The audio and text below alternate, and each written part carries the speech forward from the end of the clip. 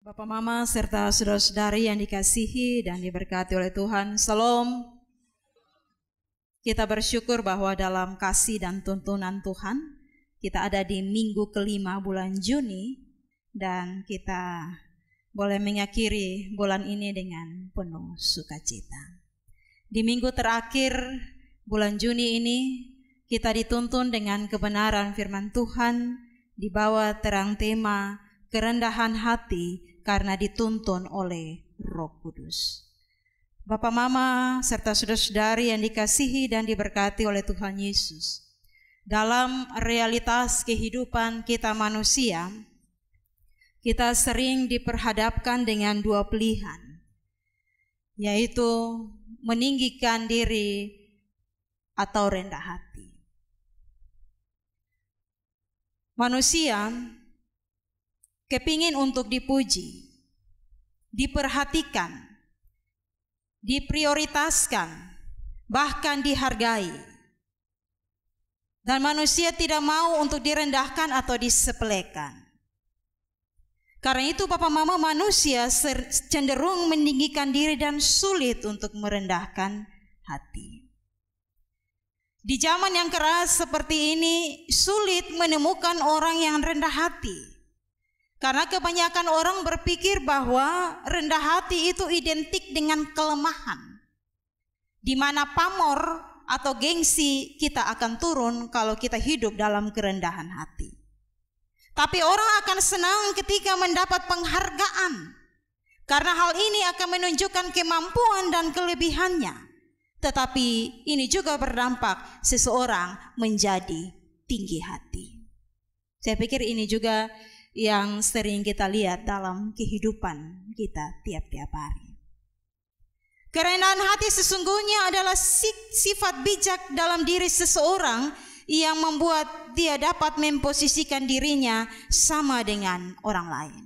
Dia merasa tidak pintar, tidak lebih pintar. Dia merasa tidak lebih baik, tidak lebih mahir, tidak merasa bahwa dia tidak lebih hebat.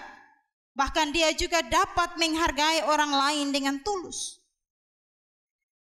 Inilah sifat yang harus kita miliki sebagai pengikut Kristus, karena Tuhan sendiri telah memberikan teladan hidup yang walaupun dalam rupa Allah tidak menganggap kesetaraan dengan Allah itu sebagai milik yang harus dipertahankan, melainkan telah mengosongkan dirinya sendiri dan mengambil rupa seorang hamba dan menjadi sama dengan manusia. Kita dapat lihat itu dalam surat Filipi pasal 2 ayat 6 sampai ayat yang ke-9. Jadi Alkitab mengajarkan kepada kita agar kita tetap memilih jalan kerendahan hati. Bapak Mama, dalam pemahaman ini maka rendah hati itu mencakup dengan banyak aspek pada diri kita manusia. Mulai dari cara dia berpikir hingga pada perbuatan yang dia lakukan dalam kenyataan dia tiap-tiap hari. Bapak Mama, Yesus dalam ajaran juga mengajarkan tentang kerendahan hati yang dalam teks tadi diterjemahkan dengan kata merendahkan diri. Tepatnya sebab barang siapa meninggikan diri, ia akan direndahkan, dan barang siapa merendahkan diri, ia akan ditinggikan. Itu bunyi nats pembimbing tadi. Menariknya Bapak Mama, Yesus mendahului dengan menyampaikan terkait mengambil tempat dalam sebuah pesta. Tentu kita bertanya, apa kaitannya antara menempati tempat dalam sebuah pesta dan merendahkan diri dan juga meninggikan diri? Kira-kira ada penghubungannya di mana? Injil Lukas pasal 14 ayat 7 sampai ayat yang ke-10 mencatat pengajaran Yesus yang disampaikan di sebuah jamuan makan yang diadakan seorang Farisi. Di zaman itu Bapak Mama, pesta dan jamuan makan memiliki peranan penting dalam struktur sosial dan budaya masyarakat Yahudi. Jadi pesta itu bukan hanya soal makan saja, tapi pesta juga menjadi ajang pertunjukan status sosial. Orang yang hadir dalam jamuan tersebut biasanya memperhatikan Siapa yang duduk di tempat paling depan atau siapa yang duduk di tempat yang paling terhormat. Dan siapa yang duduk di tempat paling rendah sebagai simbol kedudukan sosial mereka. Saat orang mengadakan sebuah pesta, Bapak Mama, maka tempat yang disiapkan itu diatur menurut undangan yang ada. Bahkan orang-orang terpandang, pemimpin-pemimpin, orang-orang kaya, mereka punya status sosial di atas. Mereka disiapkan tempat tersendiri dan sudah pasti letaknya di depan, dekat keluarga yang mengadakan pesta dimaksud. Susunan tempat itu juga Bapak Mama berikutan hingga pada undangan yang dianggap masyarakat biasa atau ekonomi paling bawah. Bahkan bukan hanya soal pemisahan tempat saja, tapi juga soal makan minum, menu yang dihidangkan. Dia punya menu juga berbeda, undangan VIP dan undangan biasa. Pola ini dengan sendirinya dimengerti oleh mereka yang menghadiri sebuah pesta. Dengan demikian, jika merasa diri bukan siapa-siapa dalam banyak hal, maka duduklah di tempatmu sesuai urutan yang ada. Bapak Mama serta saudara, poin ini sebenarnya Yesus ingin sampaikan atau ajarkan terkait dengan aspek kepekaan. Merasa. Orang Kupang bilang rasa-rasa diri kalau ada di tempat pesta. Saat kita diundang ke sebuah pesta, alangkah bijaknya kita duduk di tempat yang biasa. Daripada kita duduk di tempat yang khusus namun pada akhirnya kita malu akan disuruh pindah karena tempat itu harus diduduki oleh orang-orang yang dianggap lebih terhormat dari kita. Saya pikir ada yang pernah mengalami itu. Potong biasa dulu cari paling depan supaya nanti sebentar makan silahkan. Saya ingat waktu saya masuk teologi, kitong ditanya, kenapa mau jadi pendeta? Biar supaya kotong doa dahulu kotong makan paling dahulu. Otomatis kotong duduk di depan.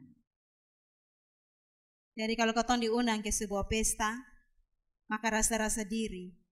Jangan sampai kotong duduk di depan sebentar orang bilang, mama itu bukan mama bertempat, silakan pindah ke belakang. Sebaliknya Bapak Mama lebih bijak kita mengambil tempat pada tempat yang biasa. Namun akhirnya kita akan diminta untuk duduk di tempat yang terhormat. Dalam konteks seperti ini Bapak Mama, Yesus mengubah cara pandang mereka yang sudah menjadi tradisi atau kebiasaan. Yesus mengajarkan memilih tempat yang lebih rendah adalah bentuk kerendahan hati. Bapak Mama serta saudara, tidak hanya soal tempat saja yang Yesus sampaikan, tapi pada ayat 12 sampai ayat yang ke-14, di situ Yesus juga memberikan fokus pengajaran terhadap tuan rumah. Dia mengatakan bahwa yang perlu kita undang bukan saja orang-orang kaya, orang-orang yang terkenal atau kerabat kita sendiri. Memang mengundang mereka itu menyenangkan dan menguntungkan bagi kita. Tetapi undanglah juga orang-orang yang tidak bisa membalas pemberian kita. Mereka layak menerima belas kasih kita. Hendaknya Bapak Mama, kita juga menunjukkan sikap tidak membeda-bedakan kelas atau status.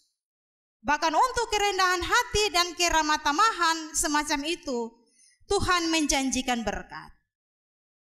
Jadi tidak saja soal tempat duduk, tapi siapa yang harus diundang.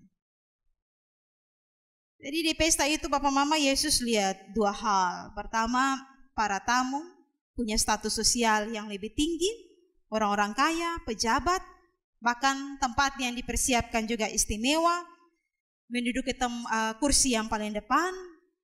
Bahkan deret berikutnya Bapak Mama, tamu-tamu dari kalangan masyarakat biasa atau rakyat sederhana.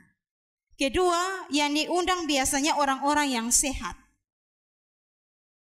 Dua hal ini lazim Bapak Mama, kita juga biasa lakukan itu. Kita buat pesta, kita undang keluarga, pejabat dan seterusnya. Jarang kita undang orang lumpuh, orang cacat, orang buta yang hadir di pesta itu. Nah, pertanyaan bagi kita Bapak Mama, apakah kita mampu berkomitmen untuk hidup dalam kerendahan hati? Sebagian orang mencoba menunjukkan kerendahan hati hanya untuk memanipulasi orang lain. Sementara sebagian lagi Bapak Mama mengira bahwa kerendahan hati berarti merendahkan diri mereka. Dan di sini kita harus merubah cara pandang kita bahwa kerendahan hati adalah kekuatan yang harus dimiliki.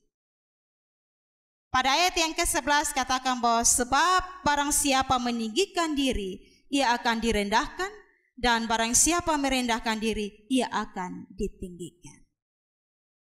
Orang-orang yang benar-benar rendah hati hanya membandingkan dirinya dengan Yesus Kristus.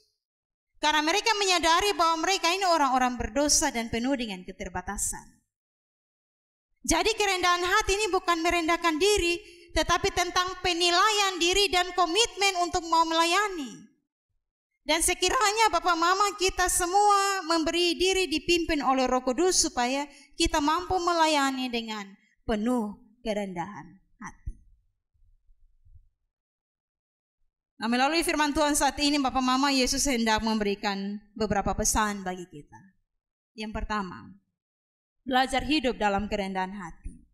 Dalam kesempatan hidup yang Tuhan beri dalam kehidupan kita Bapak Mama, jangan kita angkuh dan sombong, lalu berusaha dihormati hanya karena rasa diri punya jabatan, kita kaya raya dan juga berkuasa. Godaan untuk jatuh pada bahaya meninggikan diri, sombong, tinggi hati atau angkuh lebih dekat pada orang-orang yang merasa lebih dalam banyak hal dibandingkan dengan orang lain. Saat kita banyak harta Bapak Mama, saat kita punya jabatan tertentu, saat kita memiliki sesuatu yang lebih, kadang membawa orang pada kesombongan bahkan meninggikan diri, dan itu realita. Jika dalam bentuk pertanyaan dari mana kita menilai seseorang itu angkuh, meninggikan diri atau sombong, dari mana kita tahu? Jawabannya ialah cara dia memperlakukan orang lain, cara dia memperlakukan sesamanya. Karena itu hal kerendahan hati ini sangat penting bagi kita manusia. Tidak ada hukum yang menentang hal kerendahan hati. Tidak ada dampak negatif dari sebuah kerendahan hati. Bahkan tidak ada sesuatu yang dirugikan karena kita bersikap rendah hati. Justru yang ada adalah kita ditinggikan. Seperti kata Yesus bahwa yang meninggikan diri akan direndahkan, sedangkan yang merendahkan diri akan ditinggikan. Merasa diri lebih dari orang lain, bahkan merasa diri lebih hebat dari orang lain, lalu melihat sesama dengan sebelah mata, itu jebakan iblis. Ya. Kalau kita semua merasa diri bahwa kita lebih daripada orang lain, maka kehancuran yang akan kita terima. Tidak ada yang lebih baik dan indah dari sikap rendah hati. Kenapa Bapak Mama? Karena Allah itu berpihak pada orang-orang yang rendah hati. Bukan pada mereka yang angkuh, bukan pada mereka yang sombong. Bahkan pengalaman hidup telah mengajarkan kepada kita banyak hal terkait buah dari tinggi hati dan buah dari rendah hati.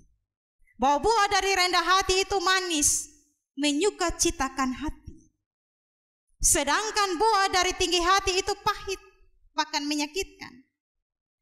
Nah Bapak Mama, rendah hati ini bukan soal tentang tata krama atau sopan santun semata. Tapi rendah hati ini soal sikap hati yang tulus, bagaimana kita memperlakukan sesama, termasuk orang-orang yang terhina sekalipun. Bagaimana kita memperlakukan mereka. Ya, ada orang yang sopan, tapi yang selalu diceritakan itu hal-hal yang tinggi. Dan merendahkan sesama. Itu bukan soal rendah hati. Itu hanya sopan santun. Tapi penuh dengan kemunafikan. Biarkan dalam hidup ini Bapak Mama orang lain yang menceritakan tentang keberadaan kita. Ya. Kekanglah mulut kita di saat kita mulai niat untuk menyombongkan diri dan merasa lebih dari orang lain. Kekang kita mulut. Biar orang lain yang menceritakan, oh ini orang ini dia hebat. Bukan kita yang bilang karena beta dulu. Potong pukul dada dan seterusnya. Tapi biarkan orang lain yang bercerita tentang sesuatu yang ada pada diri kita. Itu rendah hati. Tetaplah rendah hati karena tidak ada orang yang akan merendahkanmu. Karena rendah hati. Sebaliknya Allah akan mengganjalmu dengan kebaikan karena rendah hati dimiliki olehmu. Karena itu Bapak Mama berdoa kepada Tuhan minta Roh Kudus agar kita menjadi pribadi yang rendah hati. Karena tiap hari kita berhadapan dengan dinamika hidup ini, kadang kita juga menyombongkan diri. Tapi berdoalah kepada Tuhan supaya Roh Kudus itu terus ada di dalam hati kita, agar kita tetap ada dalam kerendahan hati. Itu yang pertama. Yang kedua, ada upah dari setiap pekerjaan untuk kebaikan sesama. Pesan Yesus adalah bahwa kebaikan yang kita lakukan dengan motivasi tulus tanpa pamrih akan mendatangkan kebahagiaan dan balasan dari Tuhan. Karena itu jangan jemu-jemu berbuat baik kepada sesama.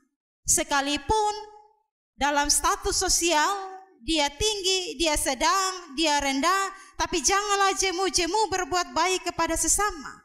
Karena sesungguhnya di dalam Yesus jerih lelah melakukan pekerjaan yang baik bagi kebaikan orang-orang miskin dan kaum lemah ada dalam ingatan Tuhan. Dan pasti pada waktunya Tuhan akan membalas segala kebaikan kita. Alkitab memberikan kesaksian. Apapun juga yang kamu perbuat, perbuatlah itu dengan segenap hatimu seperti untuk Tuhan dan bukan untuk manusia. Kamu tahu dari Tuhanlah kamu akan menerima upah yang ditentukan bagi kamu. Kristus adalah Tuhan dan kamu adalah hamba-Nya. Kan itu lakukanlah sesuatu yang baik dan kita percaya bahwa semua kebaikan bahkan motivasi-motivasi yang tulus pasti Tuhan perhitungkan itu. Tiap hari kita berhadapan dengan orang. Bahkan tiap hari juga kita berhadapan dengan kehidupan ini yang menunjukkan bahwa ada orang pun status lebih tinggi, rendah, dan sedang. Tapi firman Tuhan hari ini menegur saya maupun Bapak Mama. Ada upah dari setiap kebaikan-kebaikan yang kita buat. Mungkin hari ini kita tidak rasa, tapi di kemudian hari Tuhan akan membalas itu sesuai dengan setiap kebaikan yang kita tabur. Kita akan tuai itu apabila kita lakukan itu dengan penuh ketulusan. Karena itu mari kita hidup dalam kerendahan hati. Minta Roh Kudus menuntun kita, supaya dalam setiap kehidupan kita, kita juga mau hidup dalam kerendahan hati. Kiranya firman Tuhan menolong dan memberkati kita semua. Mengaminkan firman Tuhan, kita mendengarkan pujian solo dari Mama Erlin dan Fatih.